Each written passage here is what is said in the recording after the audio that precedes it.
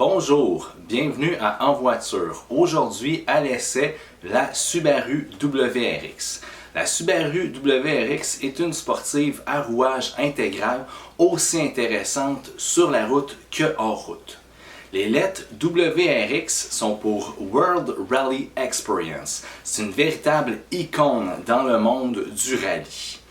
Elle possède une toute nouvelle motorisation de 2.4 litres turbo avec un moteur de type Boxer. Elle développe 271 chevaux et 258 livres de torque.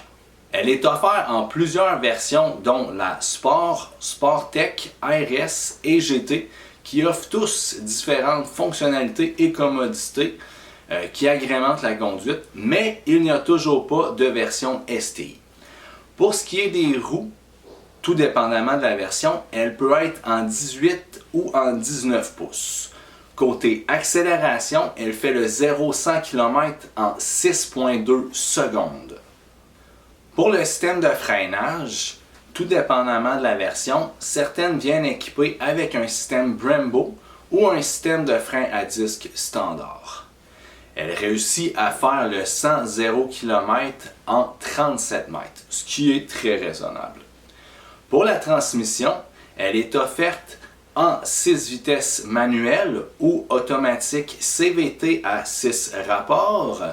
Elle vient avec les palettes de commande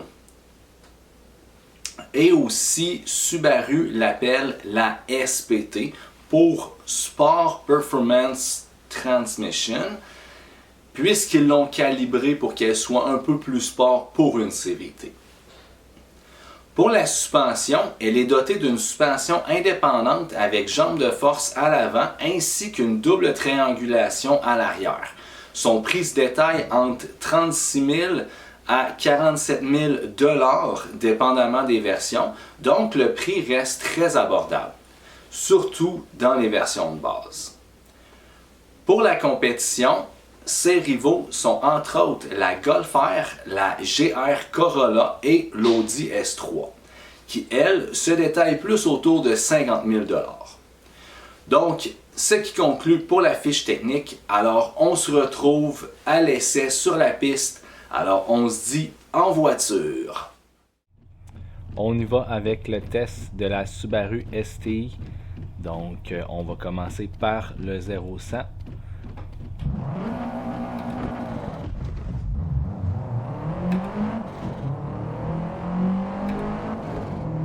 Pas si mal quand même. On va aller tester maintenant le freinage complet au bout de la ligne.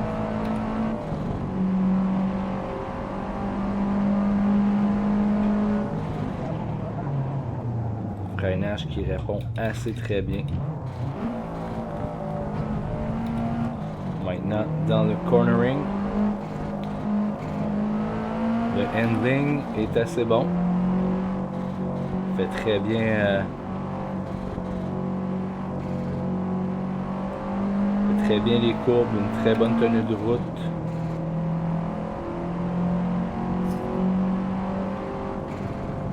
Manque un peu de puissance, mais quand même très agréable.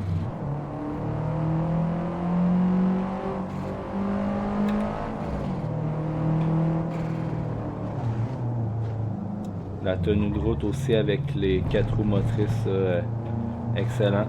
Très difficile de perdre le contrôle, même quand on pédale au fond.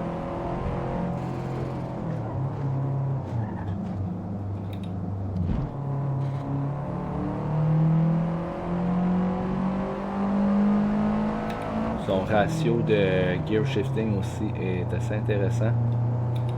Une conduite assez engageante.